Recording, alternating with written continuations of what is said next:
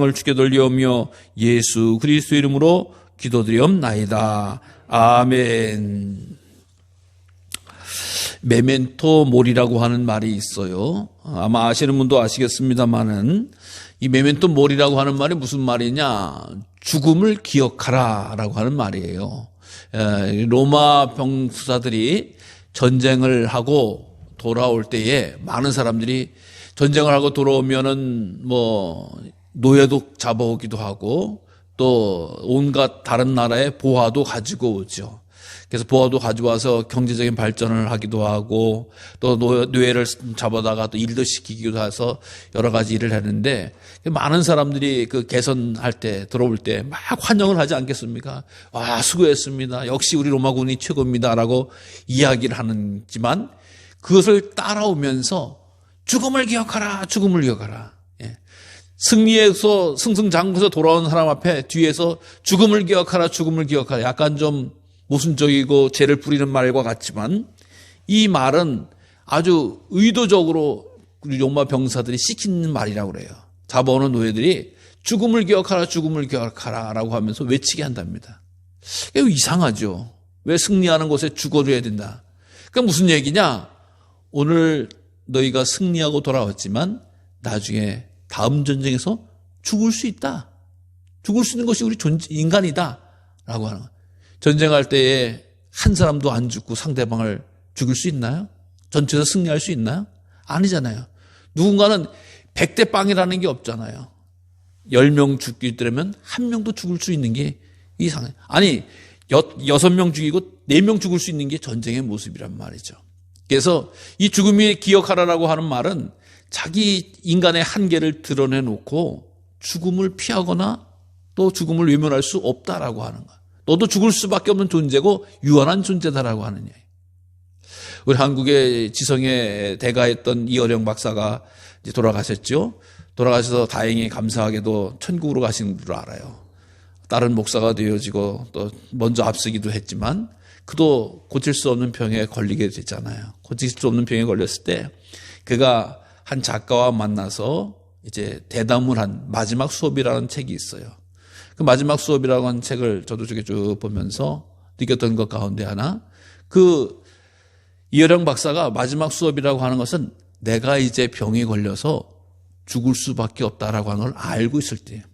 그래서 컨디션이, 몸 상태가 조금 좋아질 때마다 그 작가하고 만나서 이런저런 얘기를 하는 거예요.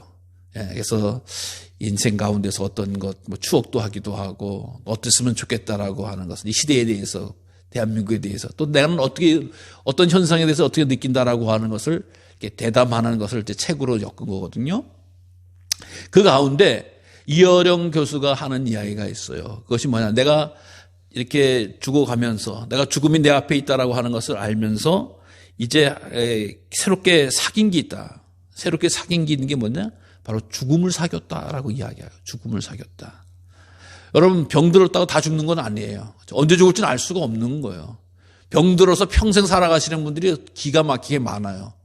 병들어서 다 죽는다라고 생각하는 것은 절망이고 포기고 또 어떻게 보면 영적으로 보면 사단의 꾀임입니다. 병든다고 다 죽지 않아요. 그런데 자기의 죽음의 때가 있다라고 하는 것은 아는 분이 있어요. 느끼는 분이 있다라고 하는 것이죠.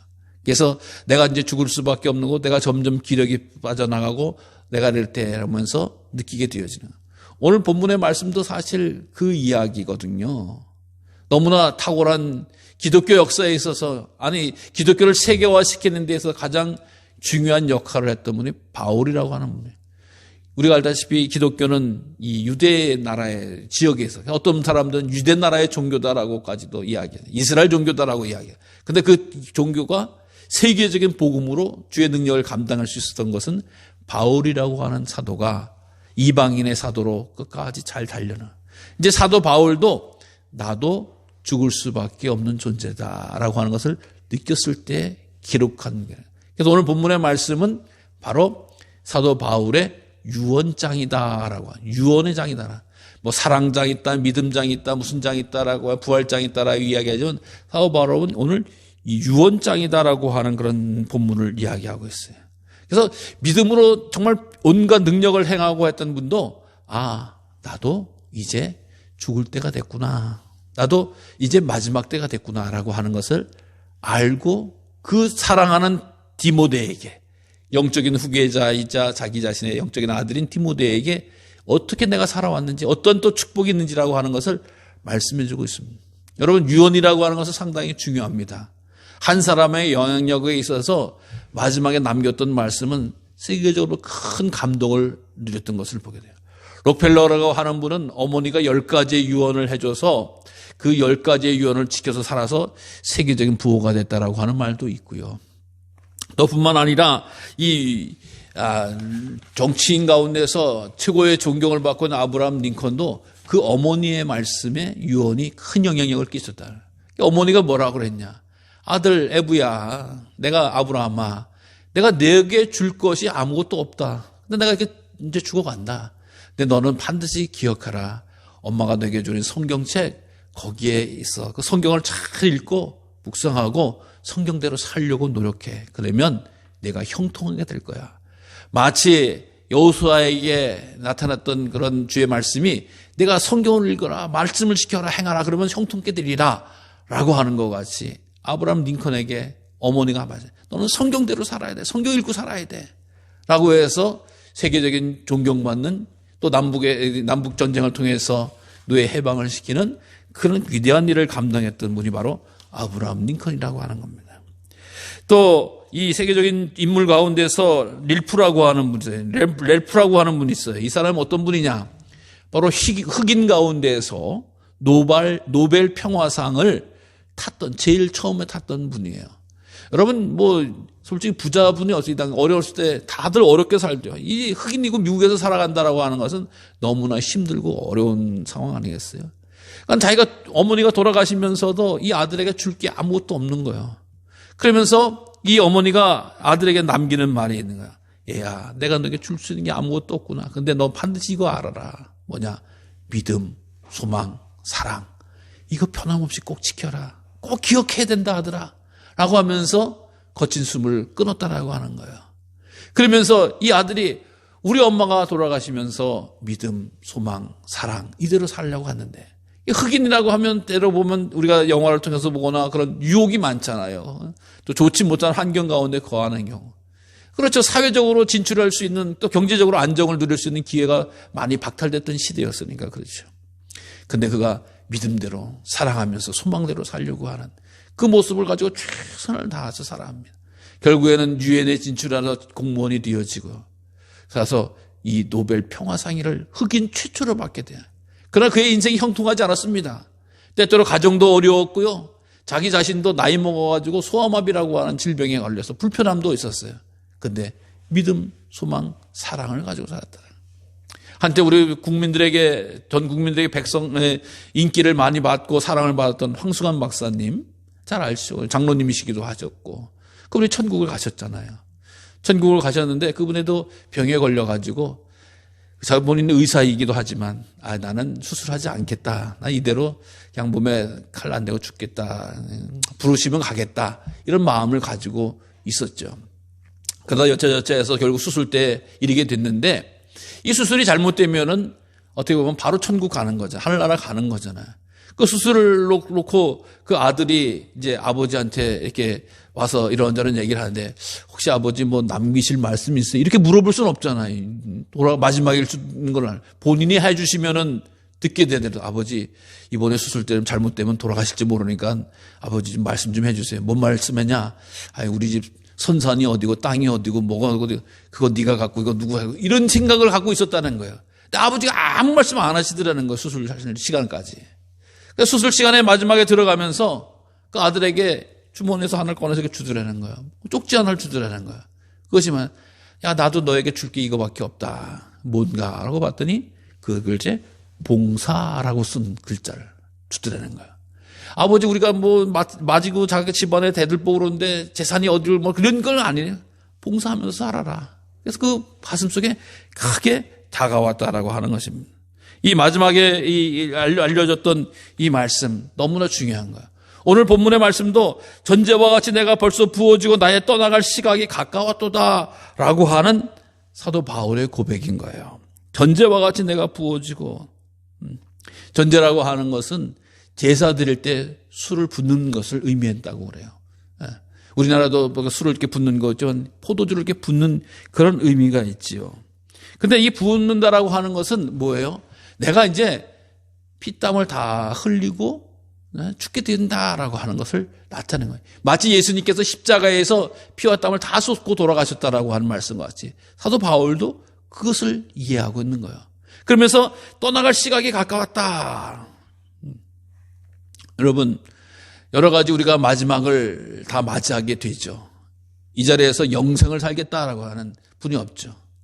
어떤 분은 죽음에 대해서 두려워하다 보니까 너무 사람이 두려워하는 것은 죽지 말라고 두려워합니다라고 하는 이야기를 해요. 근데 더 두려운 건 죽지 않는 게 제일 두려운 거다라고 하는 말을 한 적도 있는데, 이 사도 바울의 마지막이 병이 걸렸거나 혹은 뭐 다른 그런 일에 의해서 죽을 수밖에 없는 게 아니었어요. 사도 바울의 죽음은 갑자기 오는 그런 죽음이었어요. 우리가 알다시피 사도 바울이 무슨 큰 죄를 져가지고 죽을 수밖에 없는 판결을 받은 게, 사형 판결을 받은 게 아니잖아요. 정말 세례 요한도 마찬가지로 갑자기 목이 베어지는 그런 죽음을 당했지만, 사도 바울은 로마 시민으로서 로마에 가서 있었다가 이 기독교를 핍박하는 네로 황제에 의해서 기독교인이 몰살을 하게 되어지는, 몰살이라기보다는 어쨌든 이 공격을 당하고 또 시련을 당하고 억압을 당할 때, 이제 내가 믿음을 가지고 있을 때 나의 신앙의 형제 자매들과 함께 죽을 수밖에, 고문받아서 죽을 수밖에 없구나, 이제 정말 비참하게 죽을 수밖에 없구나라고 하는 것을 알게 되어졌다라고 하는 것입니다. 그래서 내가 병들어서 힘이 없어서 무슨 내가 큰 죄를 져서 사형 판결을 받아 죽는 게 아니라 복음을 지키고 행하다가 내가 이제 죽을 수밖에 없구나라고 하는 것을 알았다라고 하는 거예요. 영적인 민감을 가지고 있었던 거죠. 그러면서 내가 떠나갈 시각이 가까웠다라고 이야기해요. 즉 죽음에 대해서 이 바울은 어떤 생각을 가지고 있는, 떠나간다라고 하는 표현을 쓰고 있습니다. 떠나간다. 물론 우리도 떠났다라고 하는 표현도 많이 씁니다만은, 이 바울의 떠났다, 즉 죽음에 대한 이해를 네 가지로 이 단어는 의미를 담고 있습니다. 이것이 바로 기독교인의 죽음에 대한 것이라고도 할 수가 있고, 또 우리가 이렇게 이해하는 것도 참 유익하리라고 생각하는데, 이게 뭐냐? 떠나간다라고 하는 말의 뜻은 첫 번째는 짐승에 있는 쟁기를 내려준다라는, 짐승에. 여러분, 우리가 지금 농사 지을 때 짐승 키워서 농사 짓는 분들은 없죠. 저기 이제 어려운 나라나 혹은 또 외진데 가야지만이 짐승 통해서 소에다가 쟁기를 재우고 멍에를 지우고 그렇게 해서 논밭을 갈기도 하고 썰기도 하죠. 지금 소 가지고 농사 진다라고 하면은 우리 이거 앞에 있는 걸 언제 농사를 짓겠어요. 근데 이 아주 자고로 오랜 시간 동안 사람들은 짐승을 이용해서 농사를 졌죠. 농사를 왜 짐승을 이용해서 져요? 사람 하기가 힘드니까. 사람이 힘드니까 소나 말을 통해서 또 다른 것을 통해서 농사를 졌잖아요. 근데 그 농사를 질 때 그냥 야, 말 보고 가서 농사 짓고 와라 그러는 사람이 어딨어요. 소 보고 농사가. 그 무거운 멍에를 목에다 등에다 지우고 하루 종일 이래 하면서 때로 회초리를 쳐가면서 일을 시키잖아요. 근데 소가, 짐승이나 말을 못해서 그렇지 얘네도 힘든 거예요. 그래서 그 일이 끝나는 날 멍에를 내려놓고 쉬게 된다고 하면은, 저는 못 봤는데 하는 얘기가 이 소들이 되게 즐거워한다는 거야. 기뻐서 그냥 날뛴다는 거예요. 말도 그렇고 너무 행복해 한다는 거예요. 짐승도 하루 해가 저물어 가서 그 죽을 쏘서 주고 또 이렇게 짐이 벗겨질 때 그렇게 좋아한다는 거예요. 여러분, 사도 바울이 죽는다라고 하는 것은 이거예요. 내게 짊어진 이 죄의 짐이 내려진다라고 하는 거예요. 해방감을 이야기한다. 두 번째, 죄수의 착오를 풀어준다라고 하는 의미를 지녔다 그래요. 요즘 우리나라도 뭐 인권이 많이 증상이 되어지고 또 죄수에 대해서도 이렇게 얘기하지만, 과거에 죄수들 대하는 것은 뭐 식량을 제대로 줍니까? 무슨 뭐 위생 상태가 있습니까? 그리고 온갖 감옥에서도 풀어준 게 아니라 묶어놓잖아요. 그래서 뭐 옛날에 여인들 같은 칼로 이렇게 목에다 넣어서 종판으로 매어놓기도 하고, 남자들도 마찬가지예요. 그러다 발에다가 이렇게 쇠줄을 묶어놓잖아요. 발목을. 왜? 도망가지 말라고, 뛰지 못하도록. 그러니까 질질 쇠를 끌고 가는 거예요. 발목에다 끼고. 얼마나 답답하고 무겁고 귀찮겠어요. 예. 근데 마치 이 착고를, 발목을 묶었던 쇠줄이 풀어진다라고 하는, 예. 정말 자유하게 된다라고 하는 거예요. 예. 여러분, 죽음이라고 하는 것이 마지막에 우리를 묶어 있는 죄의 발목이 풀어지는 은혜를 누리게 된다라고 하는 게 사도 바울의 이야기인 거예요. 세 번째 보면은 텐트를 풀어준다라고 이야기해요. 요즘 야영들을 다니잖아요. 캠핑들을 많이 다니잖아요. 그럼 필수적인 텐트잖아요. 물론 뭐 럭셔리한 분들은 차를 가지고 다니기도 하고 여러 가지 또 있지만 대부분 텐트를 가지고 자고로 야영한다. 텐트를 앞서 텐트를 치려고 하면은 대개 밧줄로 탱탱하게 집어줘야지 집을 짓잖아요. 근데 텐트 여행을 하고 야영을 끝나고 간다, 출발한다 그러면 뭐예요? 그 텐트에 줄을 푸는 거예요. 네. 우리 군대 생활하셨던 분들도 막사를 짓고 있다가 야 출발하면은 텐트에 줄을 푸는 거예요. 이게 출발한다라고 하는 의미인데 이게 어디로 출발하는 거예요? 텐트에 짐을 풀면은 집으로 출발한다라고 하는 거예요. 텐트에 짐. 네. 그러니까 세상에 떠돌이같이 나그네화된 삶이 끝나야지고 이제 영원한 본향 집을 향해서 출발하는 게 바로 떠나간다라고 하는 의미. 이 세상에서 영원히 살 수 있는 사람은 없기 때문에 영원한 본향, 영원한 집으로 간다는. 네 번째로는 항구에 묶여있던 배에 줄을 푼다. 우리 배를 부리시는 분도 계시고 배를 부리는 분들에 대해서도 우리 많이 알 수 있습니다. 배가 항구에 왜 묶여 있나요? 고칠 일이 있거나 물고기를 잡지 못하거나 사정이 있으니까 못 나가는 거예요. 배는 어디로 가야 돼요? 바다로 가서 만선을 하고 꿈을 꾸고 혹은 물류를 싣고 가서 팔고 좋은 걸 또 싣고 오는 이런 꿈을 꾸는 게 배의 그 멋이고 그런 거죠. 해야 할 일이죠. 그래서 부두에 묶여있던 그 로프가 풀어진다. 그 망망대해를 향해서 항해를 시작한다라고 하는 거야. 죽음이라고 하는 것이 끝이 아니라 하나님의 나라를 향해서 이 망망대해를 향해서 하나님을 향해서 출발한다는 기대와 꿈에 붙다라고 하는 이야기.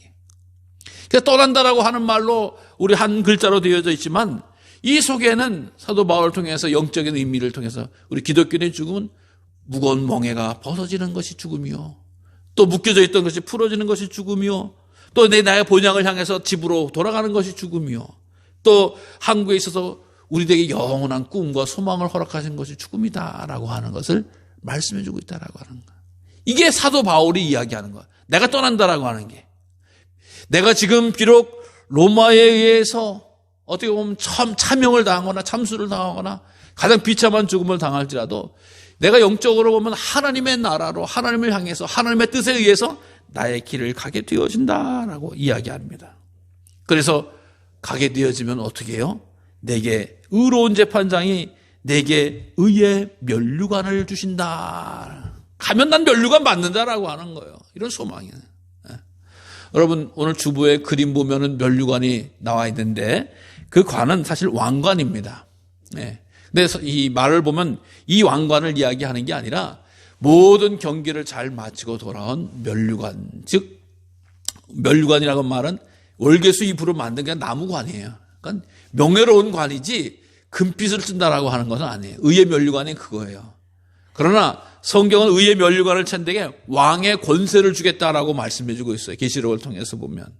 그래서 의의 면류관을 가지고 있는 자들에게는 하나님의 나라의 권세를 가지게 되어지는데, 근데 의의 면류관이 거저 이루어지는 게 아니더라고요. 사도 바울이 그걸 가르쳐 주는 거예요. 의의 면류관이 그냥 믿었어? 그러면 그래 의의 면류관 줄게. 이게 아니라고 하는 거예요. 철두철미하게 자기 자신의 삶에 대해서 고백을 하고 알려주는 겁니다. 어떻게 했길래 나는 의의 면류관을 받느냐? 첫 번째, 선한 싸움을 싸웠다라고 이야기해요. 선한 싸움을 싸웠다. 이 선한 싸움을 싸웠다라고 하는 것이 물론 우리가 1차적으로 보면 뭐 영적인 전쟁에서 이겼기 때문에 했다라고 하는 표현도 씁니다만은 이것보다도 원어를 더 가까이 이해해 보면 나는 마치 운동 경기에서 최선을 다하면서 살았다라고 하네요. 상대가 있건 없건 간에 나는 최선을 다하는 경기를 했다라고 하는 거예요. 여러분, 우리 삶에 있어서 내가 최선을 다해서 살아가잖아요. 최선을 다해서 우리 자녀도 키우고, 최선을 다해서 농사도 짓고, 최선을 다해서 또 직업에, 또 직장에 일을 하지. 설렁설렁하지 않잖아요. 설렁설렁해서 좋은 결과를 얻어요. 사도 바울도 마찬가지예요. 내가 운동 경기에 참여해서 최선을 다했다는 거예요. 운동 경기의 특징이 있잖아요. 운동 경기는 뭐예요? 승자만 알아주는 거예요. 거의 승자만. 지면은 아주 비참해요. 어쨌든 사도 바울은 운동 경기에 정말 참여해서 최고의 최선의 최고의 힘을 다하면서 살았다라고 하는 이야기예요. 여러분, 하나님께서 우리에게 주신 인생의 기회에 최선을 다할 수 있는 은혜가 임하시기를 바랍니다. 주어진 일에, 가정에, 일터에, 또 인간관계에 있어서 최선을 다하는 것이 주님의 뜻이고 믿음의 사람들의 모습이다라고 하는 거예요. 또 뿐만 아니라 나는 달려갈 길을 마쳤다라고 이야기합니다. 달려갈 길을. 달려갈 길이라고 하는 것은 이제 마라톤 같은 경우를 이야기하는데, 길을 가더라도 달려갈 길인가 하면 걸어갈 길이 있고 기어갈 길이 있고 건너갈 길이 있습니다. 즉 그 룰에 의해서 정해진 것에 대해서 끝까지 잘 마치면서 달려갔다. 그래서 달려간다라고 하는 것은 아무 때나 달리는 게 아니라 운동 연결되다 보면 시작이 있어요. 요이 땅 하는 데가 있다는 거죠. 요이 땅 하면 그 코스로만 달려가야 돼요. 특히 이 당시에 마라톤이라고 하는 경기가 있었잖아요. 마라톤 42.195km를 달려가야 되는데 내가 힘이 넘쳐서 45km를 달리겠다? 소용없는 거예요. 내가 또 지혜로우니까 난 질러 가겠다. 40km만 뛰겠다. 소용없는 거예요. 42.195km를 완주를 해야지 박수를 받고 상을 받는 거예요. 즉 주님이 원하시는 일, 주님이 기뻐하시는 일을 향해서 하나도 오차 없이 범위 없이 달려갔다라고요. 사도 바울이 언제 주님의 부름을 받았습니까? 다메섹 도상에서 받았잖아요. 저 다메섹에 있는 것들, 예수 믿는 것들 잡아야 되겠다. 죽여야 되겠다. 살기 등등해서 올라가다 주님이 만나요. 네. 눈이 어두워졌어요. 사울아 사울아 내가 왜 핍박하느냐. 주여 누구시니까. 나는 내가 핍박하는 예수다. 라고 하면서 은혜 받고 예수님 만나서 뒤집어졌잖아요. 그러면서 내가 갈 길이 다메섹으로 사람을 잡으러 죽으러 핍박하러 가는 것이 아니라 주의 복음을 향해서 가야 될 길이구나 라고 하는 것을 깨닫게 됐잖아요. 그리고 나서 사도 바울은 주님께서 원하시는 길을 새롭게 출발, 요이 땅 하기 시작해서 이제껏 바울의 표현대로 1, 2, 3차 전도 여행도 그렇고 모든 일을 그 길, 주님의 길, 주님의 원하시는 길, 주님이 인도하시는 길만 따라서 갔다라고 하는 거예요. 여러분, 사도 바울과 같은 경우 한번 돌이키니까 사도 바울을 잡아라 죽여라 모욕하는 경우가 얼마나 많이 있습니까? 적당히 타협할 수도 있었고 외면할 수도 있고 등을 돌릴 수도 있었지만 그러지 않았다라고 하는 거예요. 주님이 원하시는 길을 끝까지 다 갈려갔다라고 하는 거예요. 여러분, 우리도 믿음의 길을 가기로 결정한 성도입니다. 힘들다고 포기하거나 귀찮다고 내려놓거나 돌려가서는 안 돼요. 근데 성경을 통해서 보면, 오늘 말씀을 통해서 보면은 함께 했던 자들도 많이 떨어졌다라고 이야기하고 있어요. 믿음의 길이 출발해서 끝까지 완주하는 사람들이 많지 않았다라고 하는 거예요. 왜?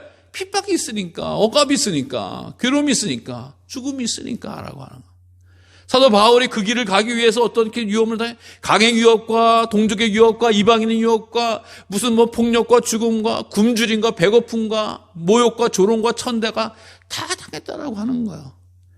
포기하고 싶은 길이었을지도 몰라요. 주저앉고 싶은 길일지 몰라요. 눈 감고 가고 싶은 길일지는 몰라요. 근데 그렇지 않았다라고 하는 거예요. 내가 가야 하고 달려갈 코스라고 하는 것은 나는 올곧이 달려갔다 나갔다라고 하는 거예요. 사랑하는 성도 여러분, 우리 어떻게 바울처럼 살 수가 없어요. 사실은 바울처럼 때로는 찔끈해서 빼먹기도 하고 퍼지기도 하고 돌이키기도 하고 모른 채 하기도 하고 그랬던 적이 얼마나 많은지 알 수가 없어요. 여러분, 그러나 이 의에 면류관은 그렇게 적당히 해가지고는 안 된다라고 하는 것이 바울의 권면인 거예요. 그럼 어떻게 하겠어요? 회개하셔야지. 기도하셔야지. 주님, 나의 부족함을 용서해 주세요. 주님의 은혜로 밖에 내가 살 길이 없습니다. 갈 길이 없습니다. 라고 도청해요. 다시는 이를 외면하지 않겠습니다. 주저하지 않겠습니다. 포기하지 않겠습니다. 라고 하면서 한 걸음 한 걸음 날려가야 된다라고 하는 거예요. 여러분, 달려갈 길을 끝까지 달려갈 수 있는 은혜를 구하시기를 바랍니다. 또 뿐만 아니라 나는 믿음을 지켰다라고 말하고 있습니다. 믿음을 지켰다. 믿음을 지켰다라고 하는 말이 나 예수님 믿어요라고 하는 것을 1차적으로 고백하는 것이죠. 제 예수 안 믿어요. 아니야, 나 예수 믿는 사람이야. 끝까지. 믿음을 지켰다라고 하는 말이 내가 주님을 향해서 신실한 믿음을 가졌다라고 하는 표현도 가증합니다. 나 예수 믿는 사람이야. 나 예수 믿는 사람이에요. 얘기하는 것도 맞는 얘기예요. 그러나 그 예수 믿는다라고 하는 말은 역으로 이야기를 해보면 어떤 또 이야기가 되냐? 예수님도 나를 믿었다라고 하는 거예요.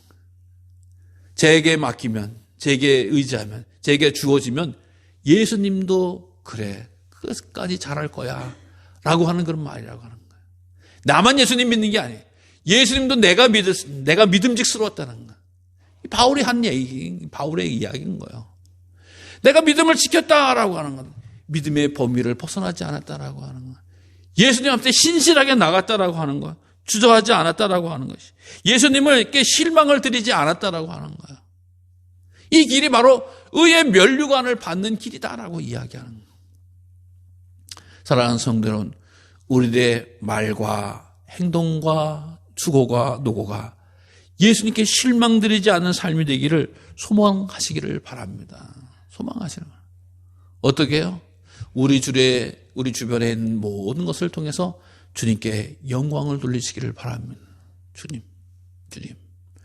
주님께서는 영광 받으시기에, 찬양 받으시기에 합당한 분이시고 우리들에게 찬양과 경배를 드리고자 기회를 주시는 상황인 것이에요. 주님, 내게 이러한 일을 주셔서 감사합니다. 이런 일에 최선을 다하겠습니다. 또 이것은 다 주의 영광스러운 일이고 주님의 영광을 드러내는 일입니다. 라고 고백하고 간증하는 일들이 우리 가운데 충만하시기를 바랍니다. 그러니까 사도 바울은 이 일을 했다는 거예요. 이 일을 끝까지 하니까 내게 의로우신 재판장. 당시의 재판장, 지난번에도 설교 말씀드렸잖아요. 재판이 그냥 뭐 돈에 의해서 불의한 재판관이 왔다 갔다 할 수 있는 그런 시대예요. 근데 올곧은 재판장. 한치의 부족함도 한치의 모자람도 한치의 부족함도 사자인 것도 바라고 원하는 것이 아니라 가장 정확히 판단하시는 예수님이 판단하신다는 거예요. 그리고 그 의로운 재판장이 이렇게 살아가니까 나를 의롭게 여기셔서 면류관을 주신다라. 근데 나만 아니다라고 하는 거예요. 나만 받는 게 아니다라고 하는 거예요. 어떤 자? 주님께서 다시 오실 재림을 기다리는 모든 자에게도 똑같은 상급을 주신다. 우리가 이렇게 바울처럼 선한 싸움 싸우고 달려갈 길을 달리고 믿음을 지키면 우리에게도 바울과 똑같은 그런 면류관을 주신다라고, 상급을 주신다라고 하는 거예요. 얼마나 복됩니까? 바울처럼 살라라고 하는 이야기가 아니에요. 그 믿음, 그 자세, 그 태도를 지키면 주님께서, 공평하신 주님께서 모든 자에게도 은혜와 사랑과 축복을 허락해 주신다라고 하는 거예요. 여러분, 그러기 위해서 어떻게 해요? 함께 주님과 함께하고 믿음의 사자들과 믿음의 동역자들과 끝까지 함께할 수 있는 은혜가 있으시기를 바랍니다. 사도 바울이 오늘 고백에서도 마지막에 보면 이제 인생의 마지막이라 그랬죠. 그때 자기와 함께 하다가 타락한, 낙심하고 떠난, 세상을 향해 떠난 성도들의 이름도 기록하는 것을 보게 돼요. 오늘 본문에는 읽지는 않았습니다만 수없이 많은 사람을 만나고 함께 했던 사람들인데 정말 믿음을 끝까지 지켰으면 좋았을걸. 선한 싸움 싸웠으면 좋았을걸. 또 정말로 이 달려갈 길을 지켰으면 좋았을걸. 이런 사람이 있으니까 그 이름을 적어놓은 거예요. 여러분, 이 당시에 물론 예수 믿기가 쉬운 시대가 아니었어요. 네로 황제에 의해서 기독교인의 핍박을 어마어마하게 받았던 거죠. 목숨을 내놓고 지켰어야 되는 거죠.